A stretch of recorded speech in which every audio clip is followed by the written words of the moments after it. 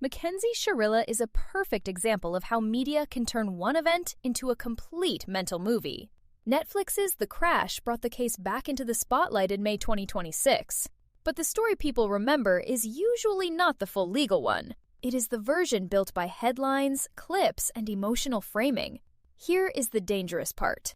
Once the media gives you a label like Hell on Wheels or Monster, your brain stops treating the person like a human being and starts treating them like a character.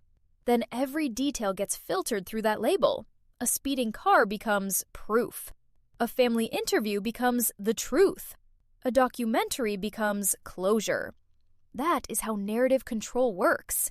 It does not need to force your opinion. It just needs to shape the emotional frame first. With Mackenzie Shirilla, the public was shown a deadly 2022 crash, a murder conviction in 2023, and a sentence of 15 years to life.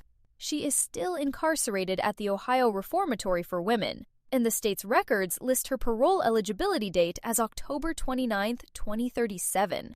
The latest court ruling also matters. In March 2026, Ohio's 8th District Court of Appeals affirmed the denial of her post-conviction petition as untimely, meaning that line of attack is basically closed for now. So, what will likely happen to her? Most likely, she stays in prison for years. Unless a future legal challenge succeeds, her next real shot at freedom is a parole hearing in 2037, and even that is not a release date, just an opportunity to ask. That is the hard reality behind all the media noise. And that is the lesson. Media does not always tell you what happened. Sometimes it tells you how to feel about what happened, so strongly that you stop asking questions.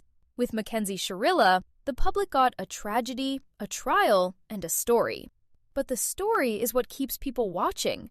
The story is what stays in your head, and that is the part that controls minds.